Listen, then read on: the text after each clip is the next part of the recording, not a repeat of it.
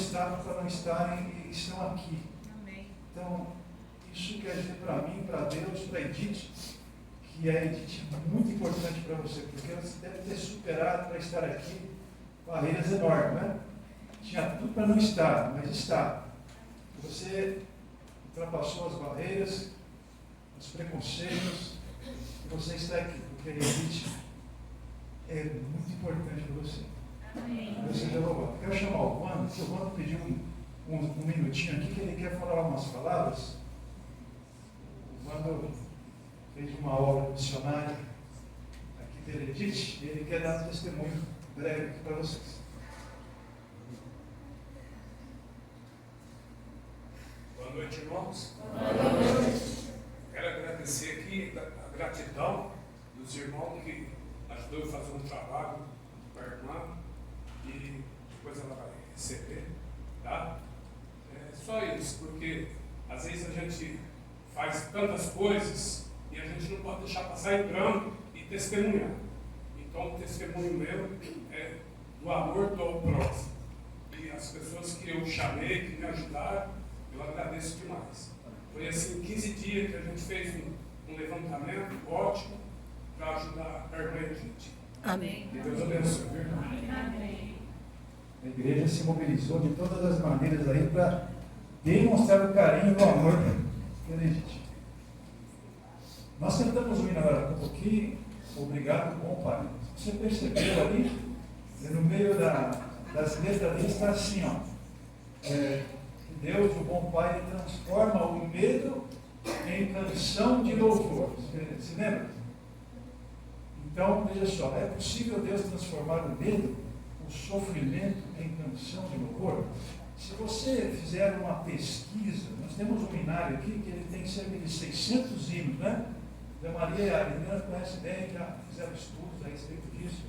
Mas eu tenho a impressão de que a maior parte desses hinos, os mais belos hinos, os mais inspirados hinos, foram criados em meio à grande aflição, à grande dor, à grande sofrimento. Quando você vai para o livro de Salmos, né, na Bíblia, o salmista Davi, ele compôs a maior parte dos salmos em que condição? Né? De sofrimento. Você pode entender então que o sofrimento ele tem e exerce um papel importante na sua e na minha vida. Eu quero que você saiba que Deus ele quer salvar você. Quer salvar a mim. Eu quero que você saiba também que Deus vai fazer de tudo para ele conseguir isso. Até mesmo usar o sofrimento, se for possível, para ele conseguir isso. Eu poderia ter organizado aqui, preparado uma mensagem para a Edith hoje. Mas como eu conheço bem a Edith, eu sei que a Edith queria que eu fizesse uma mensagem para os convidados. A mensagem então vai ser para os convidados. Amém. Para os filhos, para a mãe, né? Para os irmãos, para os amigos, vizinhos, enfim. As cunhadas, né? Todos aí.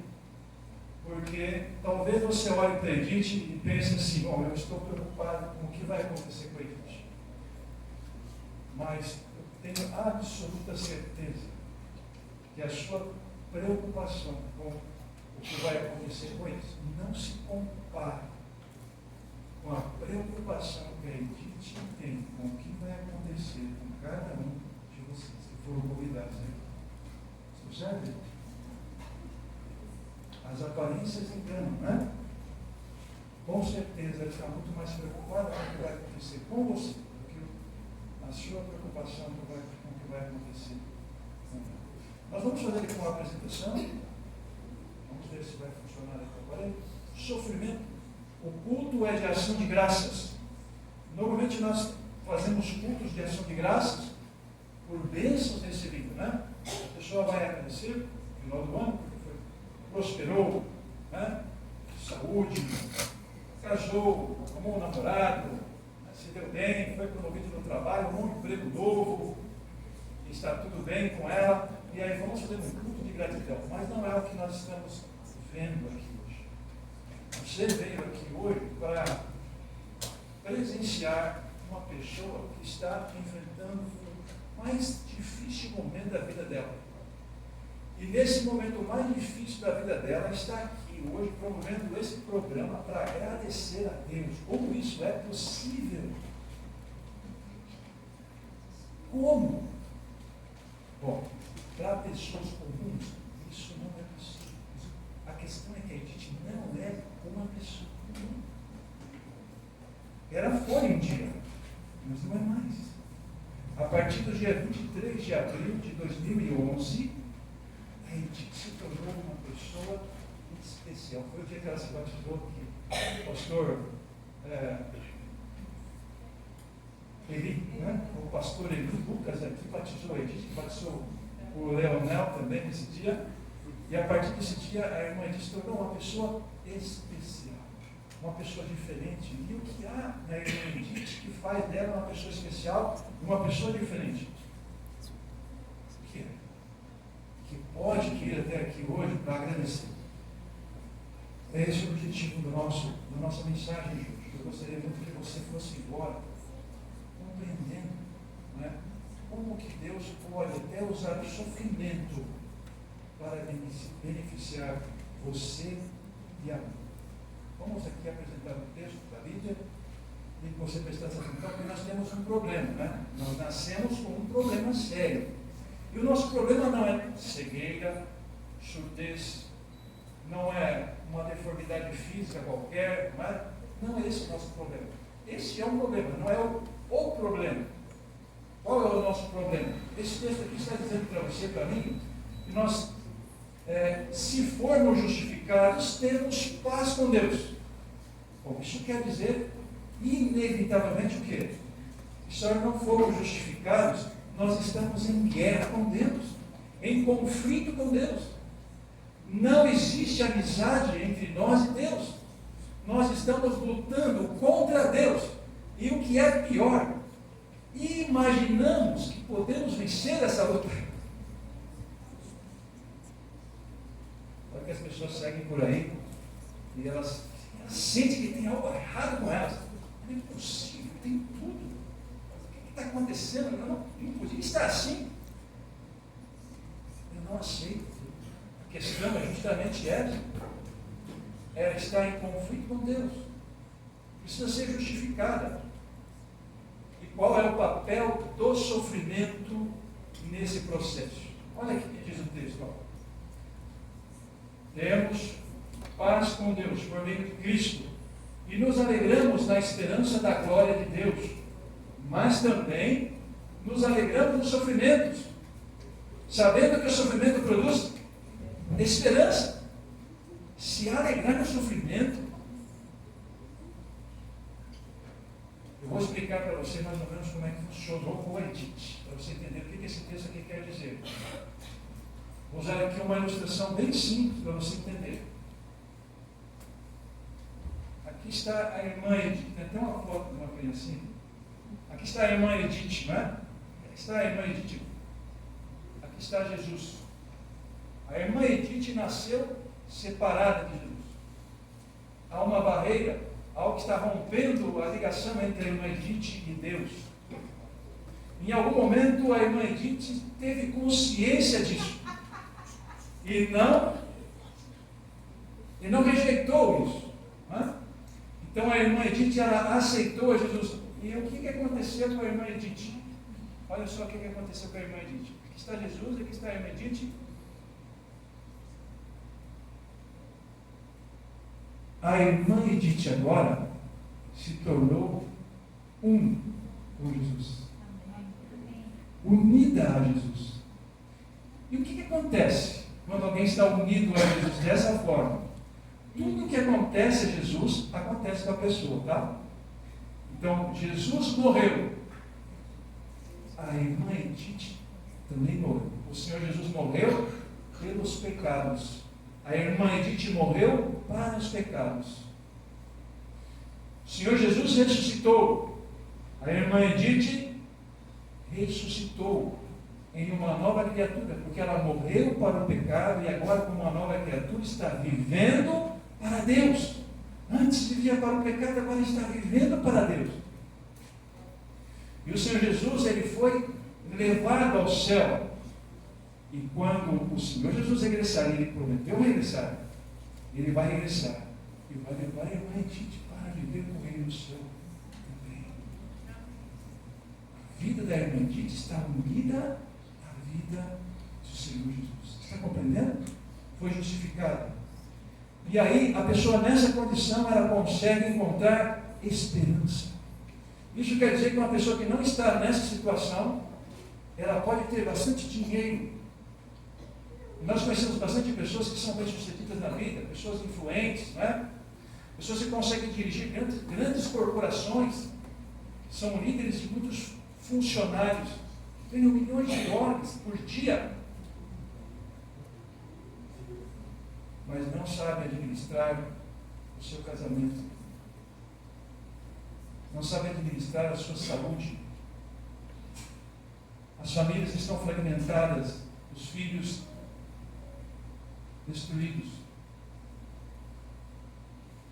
Tem muito dinheiro para oferecer para os filhos, para a esposa, né? Mas não tem amor, não tem carinho, não tem tempo para oferecer. Estão compreendendo? Este é o problema. E você olha essas pessoas, quando você olha essas pessoas, essas pessoas estão bem. Os seus olhos não estão doentes. Não há nada de errado com essas pessoas. E muitas vezes você tem até inveja delas. Queria ter o que elas têm. Só que o que os seus olhos não conseguem ver é que essas pessoas estão doentes. E a doença delas não é um Covid. Não é uma lepra. A doença que elas têm é separação de Deus. Você já quebrou um galho de uma árvore? Você quebra um galho de uma árvore, você olha, observa as folhas desse galho quebrado na sua mão. E você olha para o resto das folhas que estão na árvore. E você olha e está igual. Não há diferença. Mas o galho está separado da árvore. Sim. Mas espere um mês. Espere 2 meses. 5 meses. Queridos, você está me vendo aqui. Eu já tive 15 anos. Acredita, Ju? Eu já tive 15 anos. Mas dá para perceber que algo está mudando em mim. Você está percebendo, não é? Algo está mudando. Assim como aquele galho que está separado da árvore.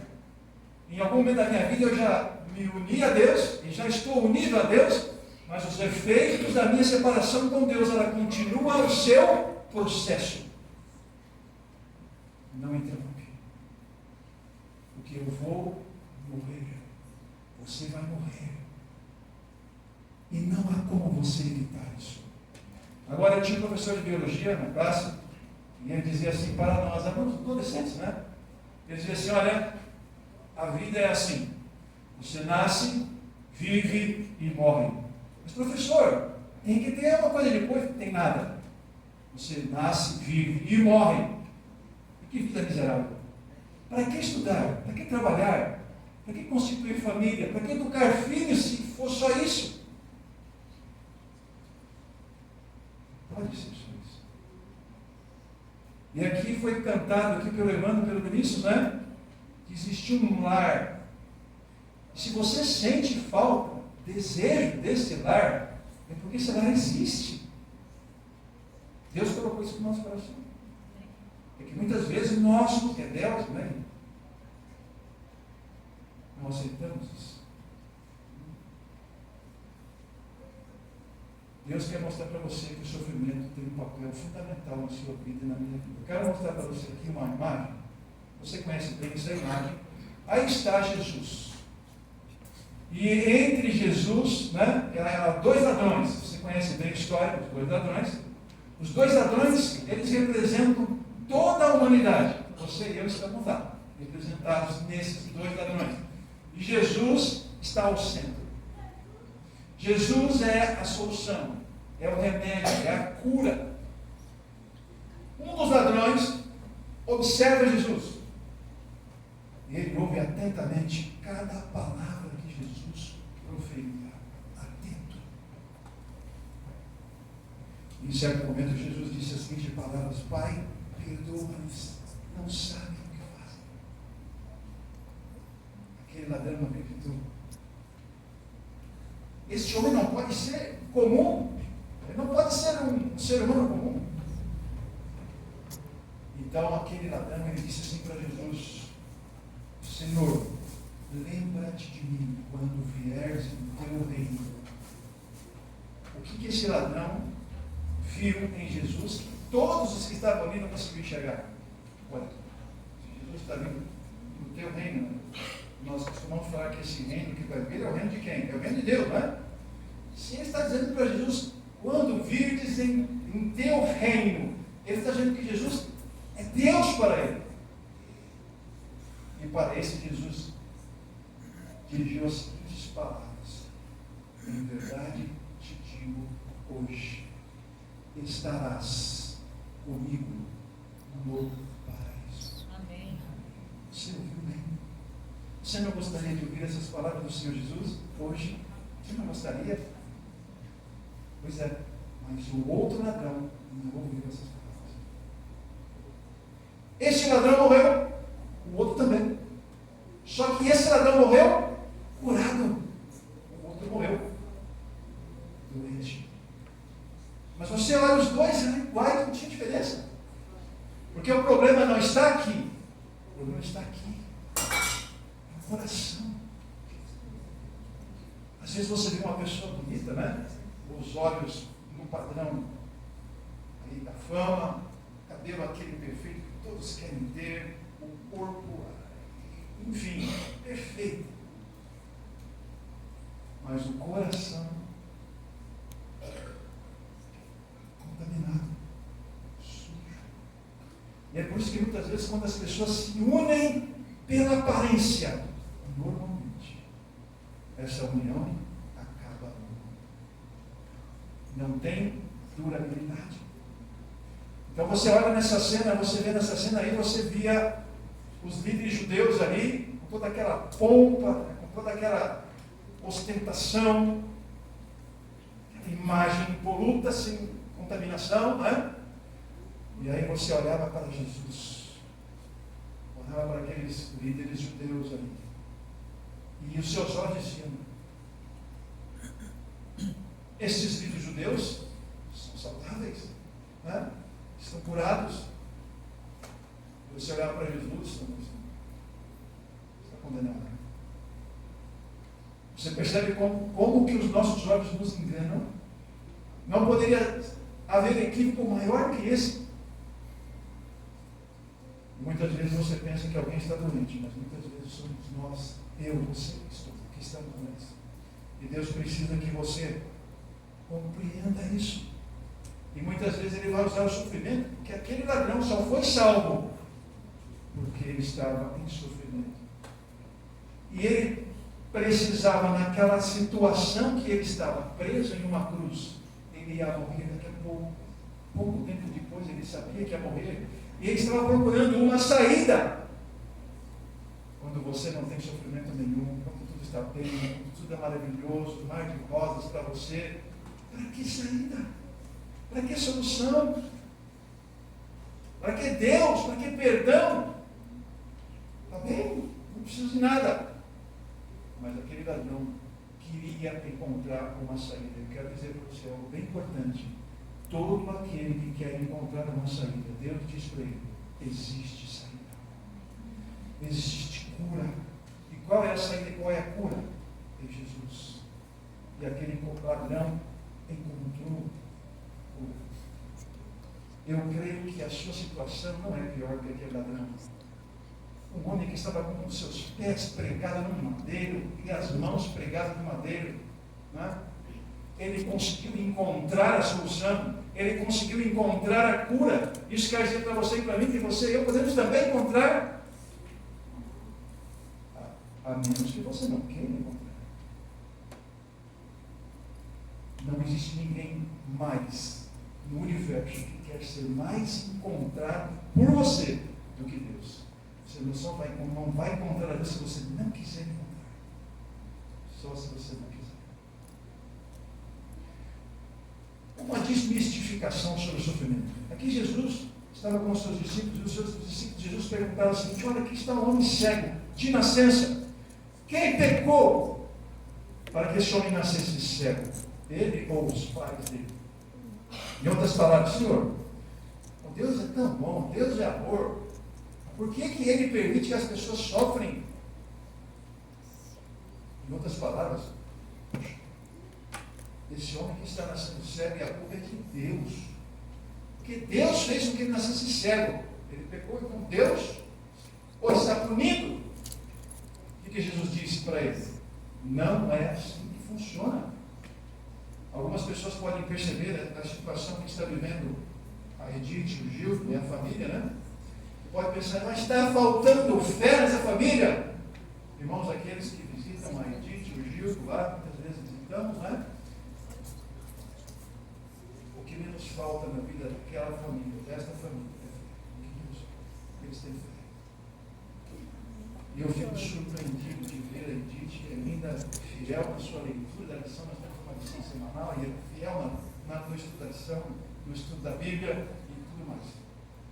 Mas eu fiquei um pouquinho triste esse ano, porque por conta das circunstâncias, depois de 2011, né, que ela se batizou, até antes de ser batizada, ela frequentava todos os anos a classe bíblica. Como é que nós dirigimos?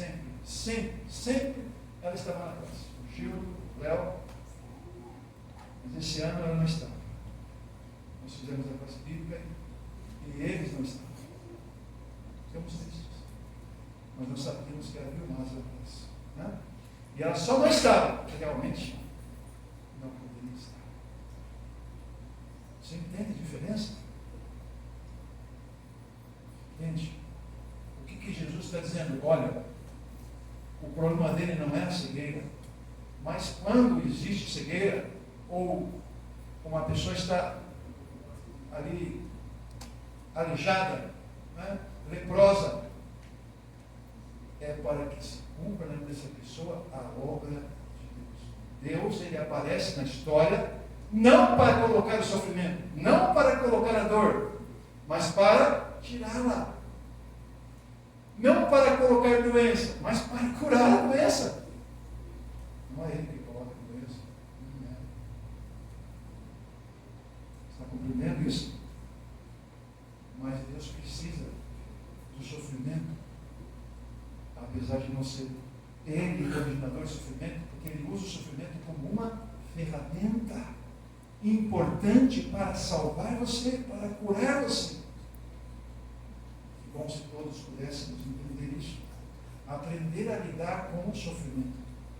Aquele ladrão da cruz aprendeu a lidar com o sofrimento. E o sofrimento o levou direto para a cura. É para isso que Deus usa o sofrimento. Bom, você sabe que há muitas pessoas famosas no mundo, né? Às vezes nós temos um certo desejo de ser famoso, né? Estar na primeira página, ganhar muitos likes, né? Um certo ator muito famoso, muito conhecido, rico, foi feita a seguinte pergunta para ele: muitas mansões, melhores carros, tudo que o dinheiro pode comprar, eles. Mas a certo momento alguém chegou para ele e fez a seguinte pergunta, e ele não estava esperando essa pergunta. A pergunta é: você é feliz?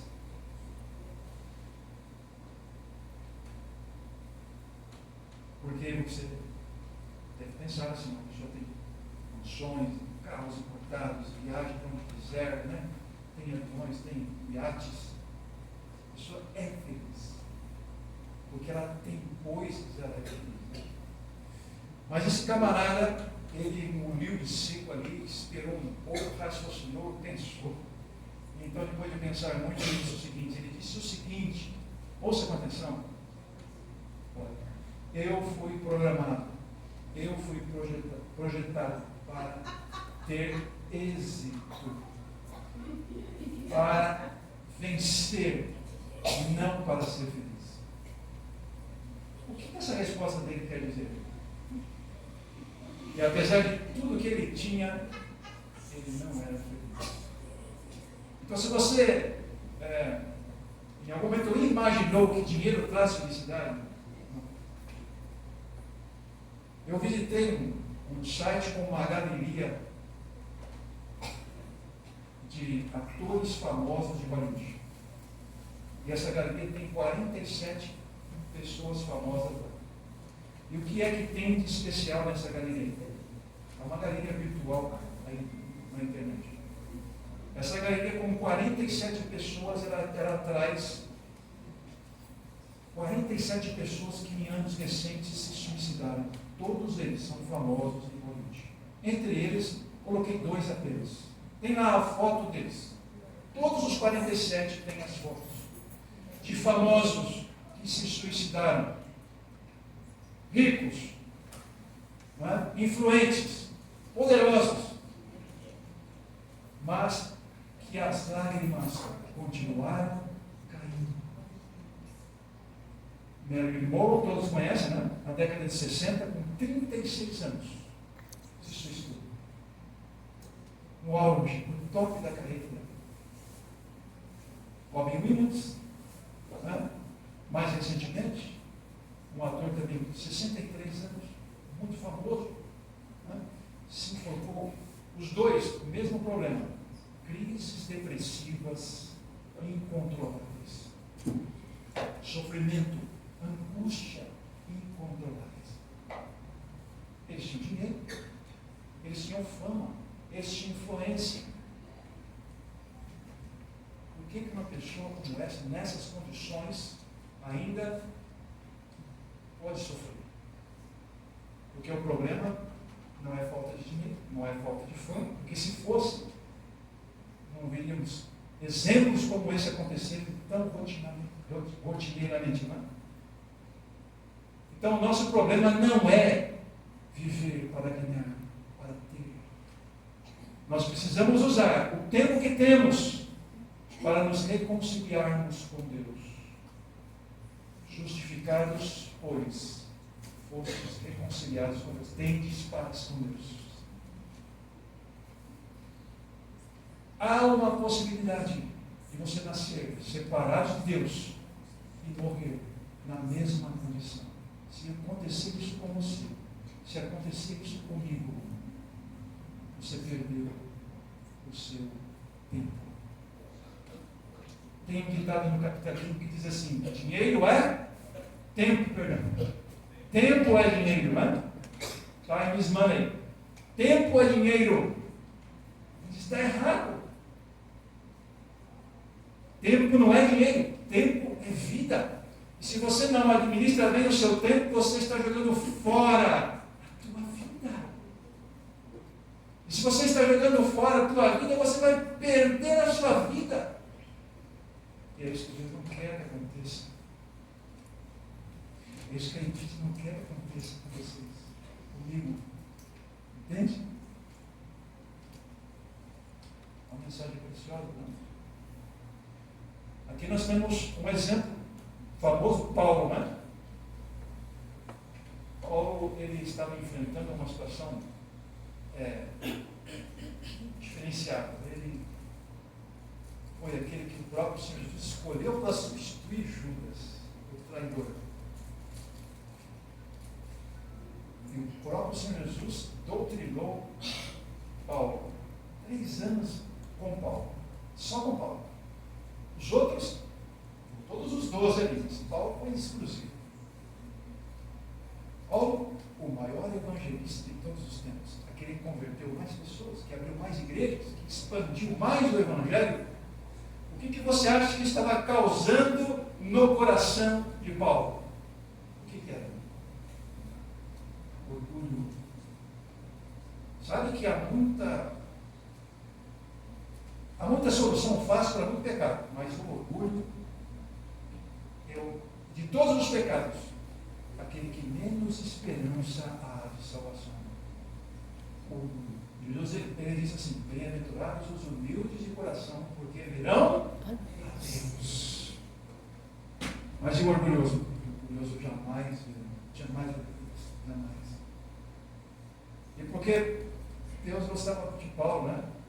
E Paulo estava vendo as coisas acontecendo e estava enchendo, e Deus permitiu então que o espinho fosse que disse Paulo.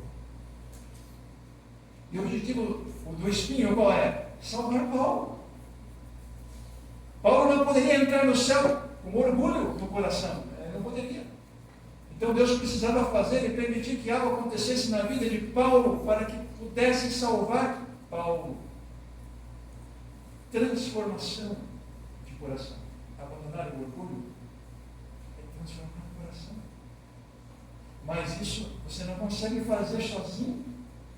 Não há um remédio que você possa comprar na farmácia para que seja retirado do seu coração o orgulho, o egoísmo, a inveja, o ciúme, a presunção. Não há um remédio que faça você limpar o seu coração dessa sujeira toda. Só tem uma coisa que pode limpar o seu coração dessa sujeira toda, e é o sangue de Jesus. Que você precisa dele, não é? E aí o apóstolo Paulo, quando descobriu isso, ele ficou feliz. Diz aí o texto, continuando o texto, né? Deus disse para Paulo, Paulo pediu 3 vezes, Senhor, tira o espinho, tira o sofrimento, tira a dor. Eu falei, não, Paulo, você vai precisar continuar com isso aí. Fique contente com a minha graça. Satisfaça-se com a minha graça, com a minha salvação. Porque o meu poder, Paulo, se aperfeiçoa na fraqueza. Deus não pode trabalhar no seu coração e no meu coração enquanto houver ali orgulho. O meu poder opera na fraqueza, na humildade. Se houver orgulho, fica neutralizado. A minha obra no seu coração não vai acontecer. Vou citar aqui um exemplo simples. Vamos supor que você seja um alcoólatra. E você sabe, já chegou à conclusão que isso está acabando com a sua vida, está acabando com a sua família, né? Está destruindo você. E você toma a decisão, finalmente eu vou abandonar. Eu não quero mais. Daí passa um dia, 2, 5, 10, 15 dias. E aí você sente então aquele desejo. Eu preciso. Eu necessito. Eu não consigo. Eu não posso. Então você começa a dar passos em direção ao bar. E no meio do caminho, ao reconhecer então a sua incapacidade de vencer esse vício, você finalmente recorre a Deus, pede ajuda a Deus, pede socorro a Deus. Você está fraco, necessitado. E é nessa hora, querido, que você se encontra fraco e necessitado, que você busca a Deus e que ajuda vem. É que ajuda vem, socorro vem. Mas enquanto você não reconhecer a sua necessidade, a sua limitação, a sua fraqueza, Deus não poderá ajudar você. Não porque Ele não queira, mas porque você não quer. E o sofrimento ele tem um papel muito importante nesse trabalho. Aqui está um outro texto importante que nós conhecemos de cor. Diz que Deus não vai tirar de você e de mim o sofrimento, mas Ele promete, em meio ao sofrimento, estar com você e comigo. Ele promete. Mas essa promessa não é para todos. O texto está dizendo que essa promessa que Deus faz de estar junto com aquele que sofre é para aqueles, né, cujo bordão e o cajado de Deus está consolando. E do consolar é fazer com que o sofrimento se torne minimizado, né? O menos dolorido possível. Isso é consolar. Mas Deus só pode fazer isso na vida daqueles cujo o bordão dele, o cajado dele é aceito. Para que serve o bordão? O bordão é usado pelos pastores, né, para defender as ovelhas, os cordeiros, defender dos lobos, dos leões, dos ursos, né? É para defender.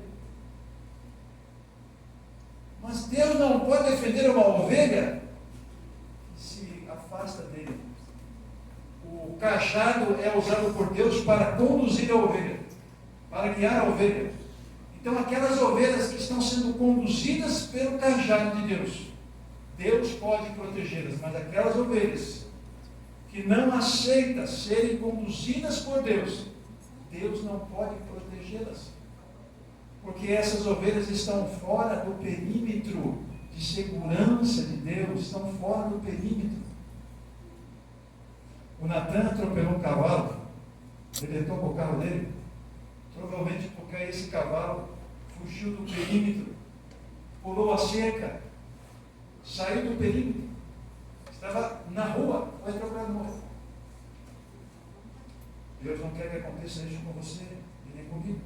Agora, eu acho lindo esse texto aqui, que talvez você, durante toda a sua vida, deve ter chorado muito, né? Todos nós aqui, quanto mais idade, mais choro.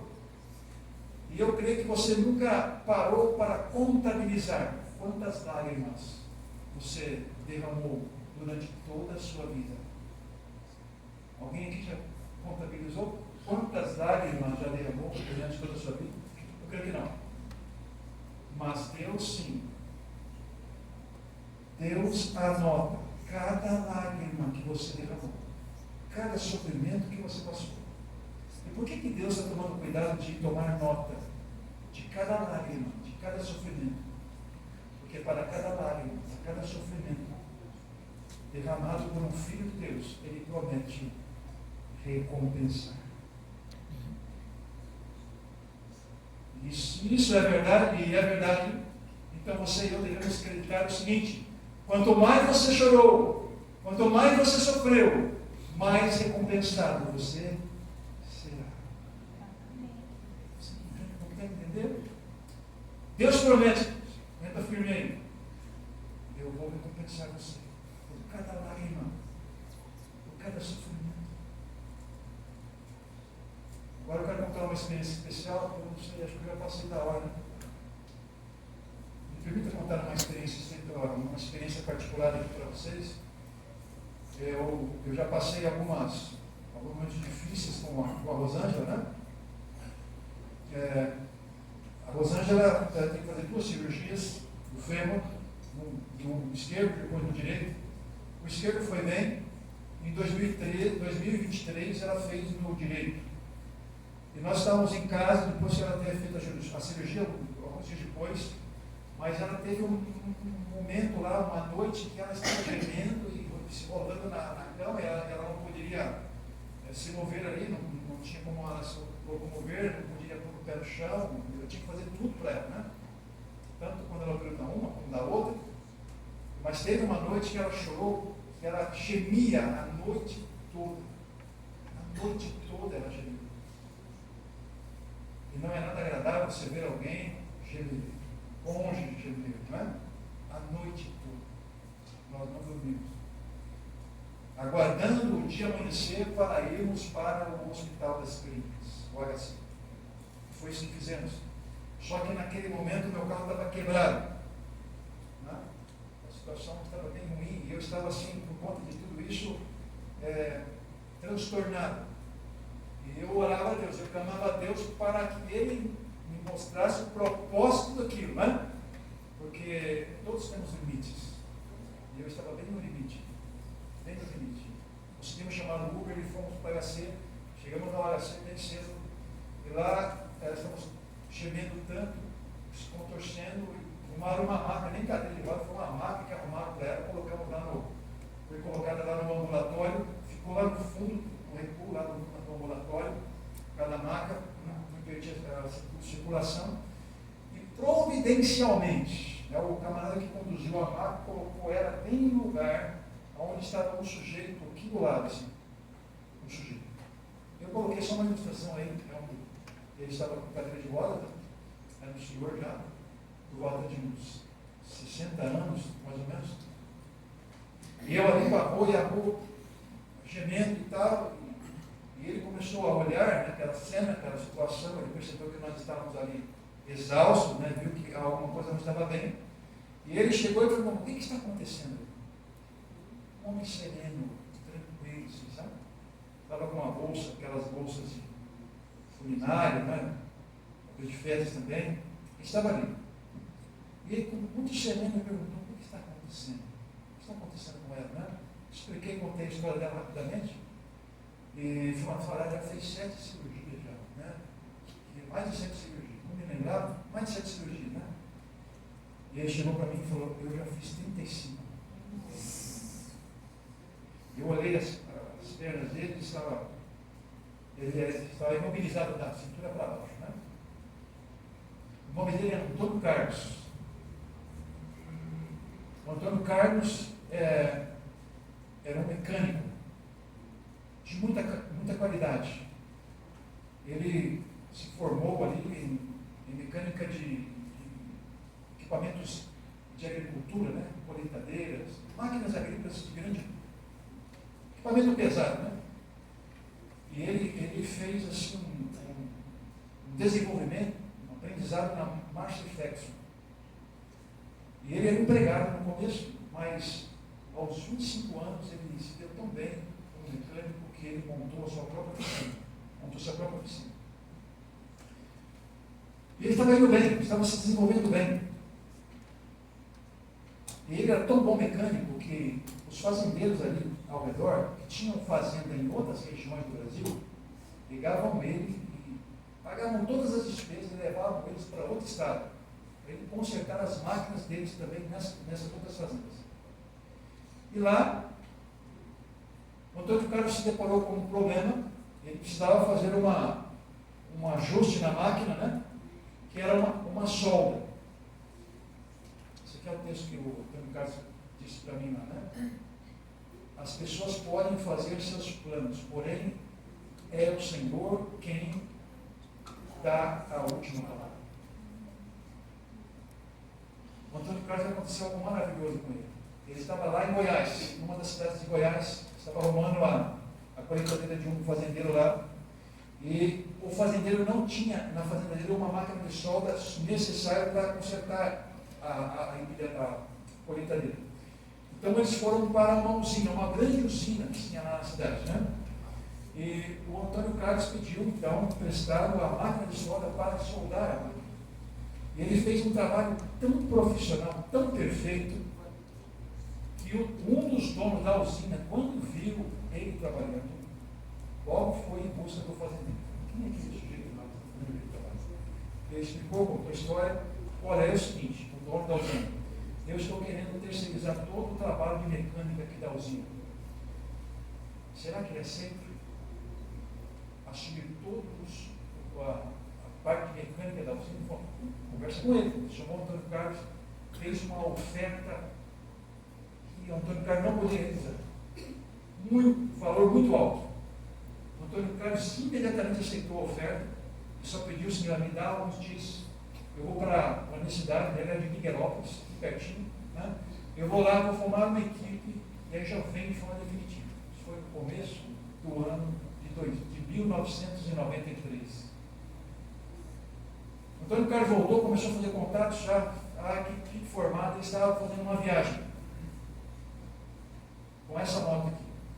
É uma RD 350, vai de 1 a 100 em 7 segundos. Uma moto muito veloz. E ele estava durante a noite em uma das estradas próximas de Miguelópolis.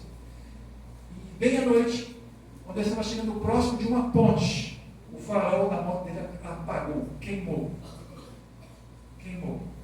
Ele não via nada, praticamente. Ele sabia que tinha uma ponte, estava perto da ponte, e essa ponte é aquelas pontes que tem um vão no meio. Estrada de lá, estrada de cá, e um vão vazio no meio. Ele sabia, ele conhecia o lugar, só que ele não chegava a nada. Ele tentou fazer alguma manobra para tentar frear, mas ele sentiu que a roda dianteira bateu em algum lugar. Quando a roda bateu, a moto ficou, ele foi, e a moto virou e caiu em cima da coluna do Antônio Carlos. Esta moto aí, em cima da coluna. Paralisia total da cintura para baixo. Quando eu estava conversando com o Antônio Carlos, ele já fazia 30 anos que ele estava lutando com a vida. Desde então, Antônio Carlos tem infecções ali nos ossos que vão passando de um lugar para outro. E nada consegue cessar essas inflamações que ele tem nos ossos ali. Você já fez 35 cirurgias.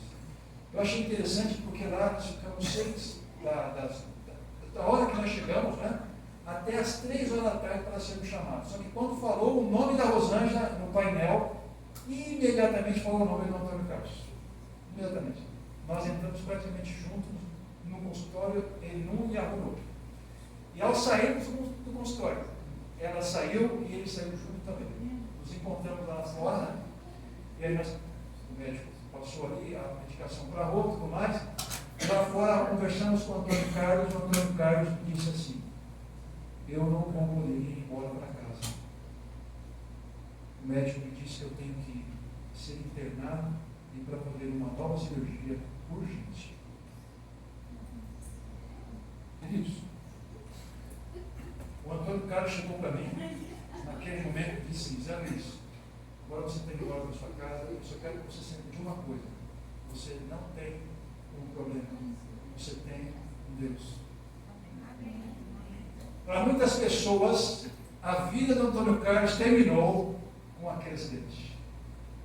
Mas eu, depois de conversar 6 horas com o Antônio Carlos, eu posso afirmar para você que a vida do Antônio Carlos começou com aquele acidente. Sabe por quê?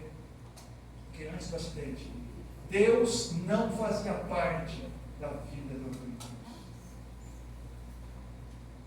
Deus não fazia parte da vida dele. O trabalho fazia. O desejo de prosperar fazia. De possuir, de conquistar, de ter, fazia. Mas Deus não fazia. Mas depois do acidente, o Antônio Carlos se interessou por Deus. E Deus passou a fazer parte dele. E ele chegou para mim, ao nos despedirmos: Zé Luiz, você não tem um problema, você tem um Deus. Passei meu telefone para o Antônio Carlos e para que ele me ligasse, né? Ele nunca me ligou. Normalmente, quando o médico pede para o camarada internar, da maneira como ele foi internado, para operar correndo, porque é algo grave que estava acontecendo. Não sei se o Antônio Carlos saiu com vida daquele hospital. Mas uma coisa eu sei: se o Antônio Carlos morreu, ele morreu curado. Amém. E Deus quer também que você e eu, se vier no mundo, você não morrer também, curados. Esse é o desejo dele de ti. Esse é o desejo de Deus para nós. E aqui eu queria, a bênção sacerdotal, né? É o Pai Nosso do Antigo Testamento. E nós gostaríamos de que todos, junto conosco, pudessem, como se estivesse fazendo uma oração pelo Edith. Vem? Olha lá. O Senhor te abençoe e te guarde. O Senhor faça resplandecer o seu rosto sobre ti e tenha misericórdia de ti. O Senhor levante sobre ti o seu rosto e te dê a paz. Amém. Deus abençoe. Vamos chamar aqui a Tânia e a Márcia. Haverá agora nesse momento uma mensagem.